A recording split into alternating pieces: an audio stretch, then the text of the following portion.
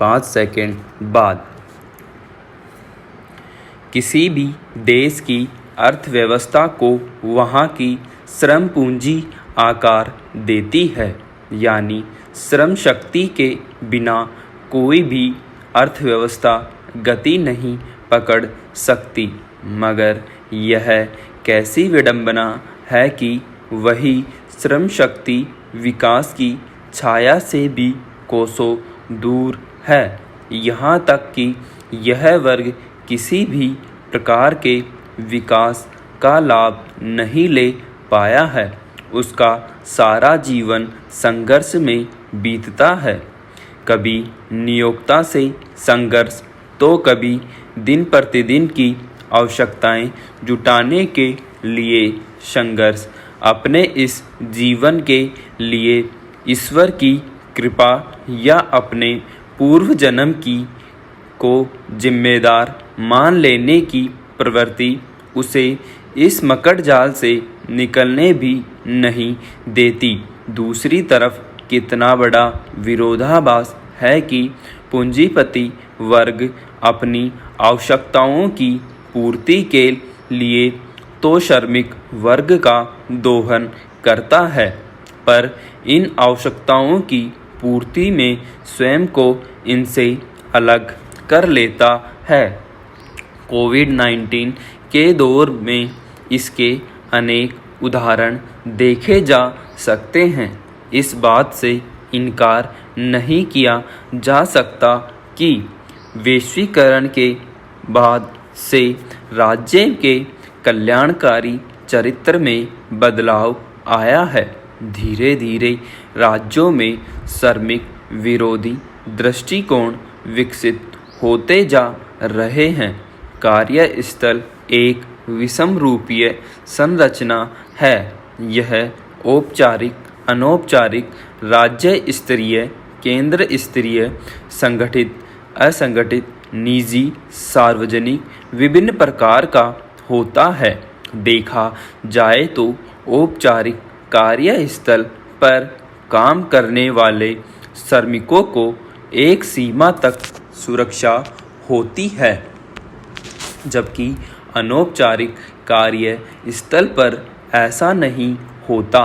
लेकिन यह भी सच है कि वैश्वीकरण के बाद से औपचारिक क्षेत्रों में भी सुरक्षा की गारंटी नहीं है। मसलन वर्ष 2004 से सरकारी क्षेत्र में भी पेंशन समाप्त कर दी गई है। ऐसा नहीं कि कोरोना काल में ही इस तरह की असुरक्षा बढ़ी है। हाँ, इतना ज़रूर है कि इस समय में इस तरह की असुरक्षा और भय में वृद्धि हुई है। समाजशास्त्री एमिल दुर्खाइम इसे मौलिक अन्याय कहते हैं।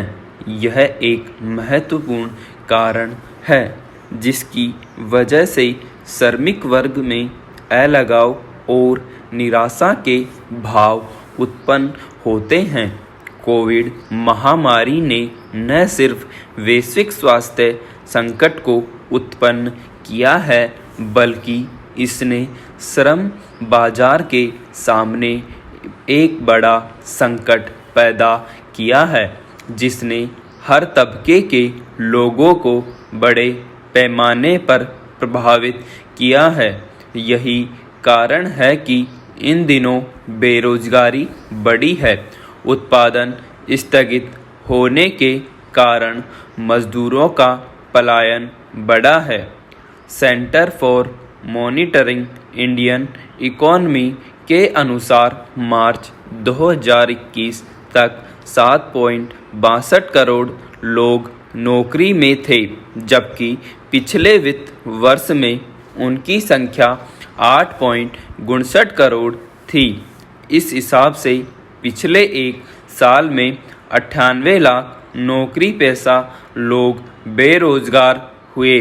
अगर गांवों की बात करें तो वहां मार्च 2021 तक 60 लाख लोगों की नौकरियां गई थीं, जबकि 30 लाख कारोबारी बेरोजगार हुए थे।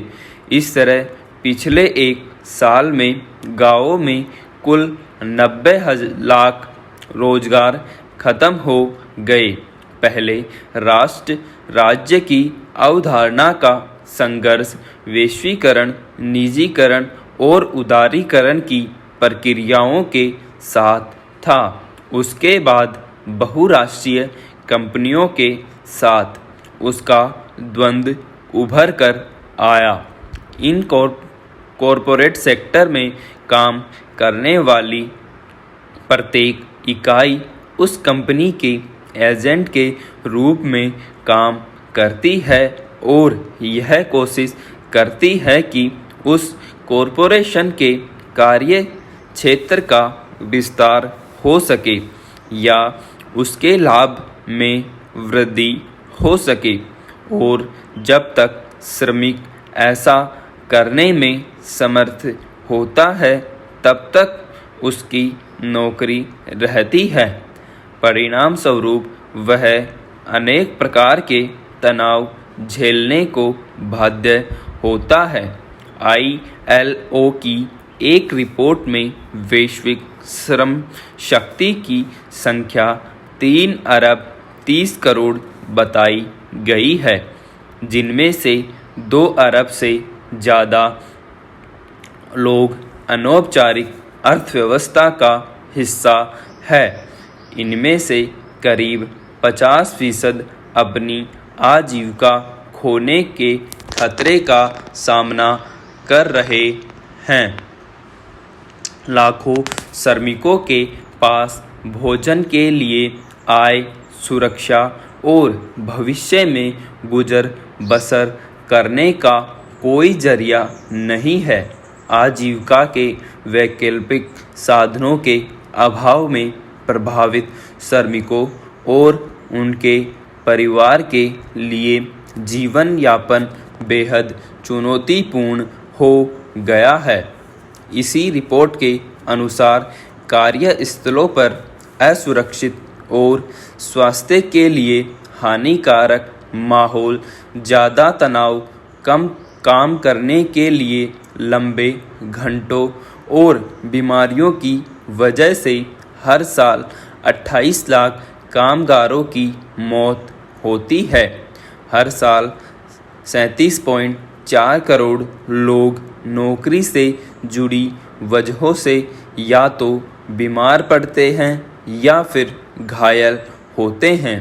इसके कारण भी श्रमिकों में भय, असुरक्षा और भविष्य के प्रति अनिश्चितता में वृद्धि हुई है।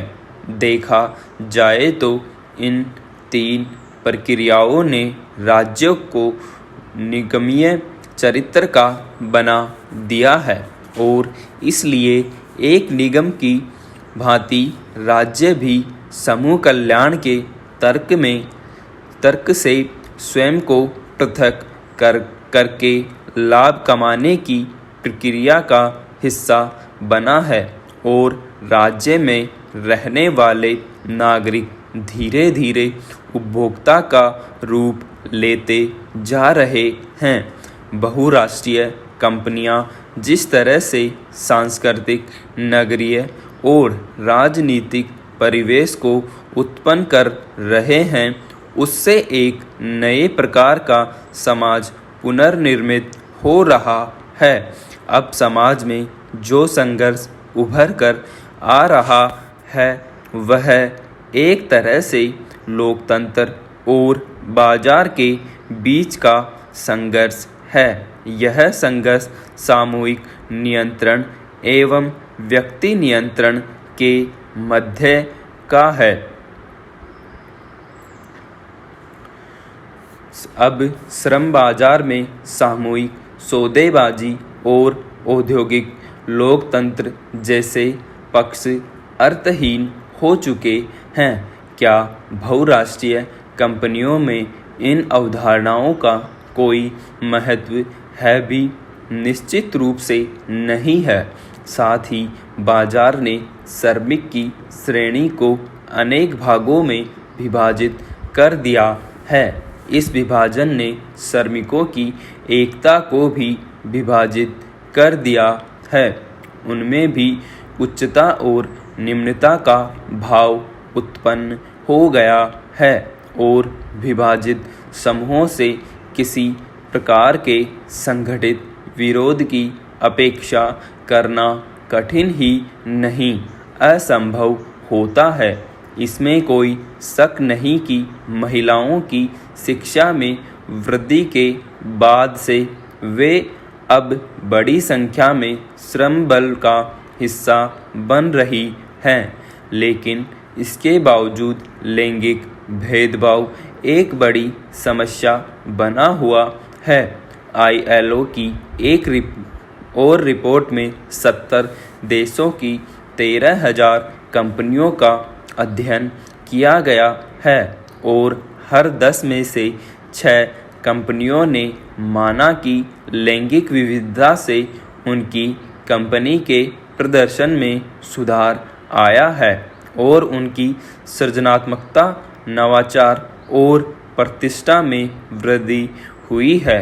साथ ही जिन कंपनियों ने प्रबंधन वाले पदों में महिलाओं को अवसर दिया है, उनमें से 3/4 ऐसी कंपनियां हैं जिन्हें 5 से 20% तक फ़ायदा हो रहा है।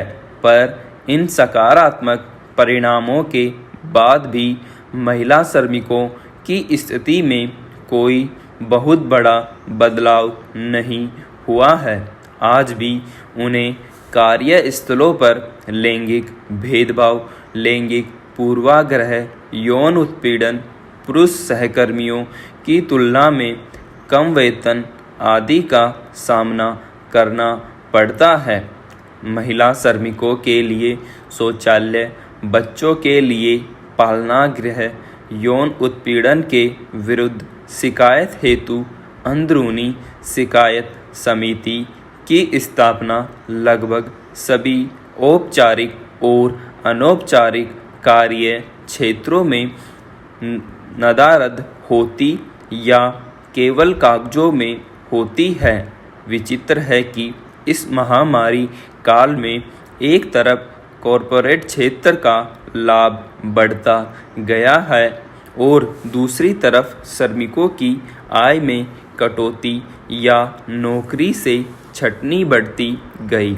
इसलिए अब जरूरी हो गया है कि राज्य बाजार पर नियंत्रण और कामगार वर्गों को सुरक्षा प्रदान करे, अन्यथा इस संकट के बाद अर्थव्यवस्था को वापस पटरी पर लाना चुनौतीपूर्ण होगा।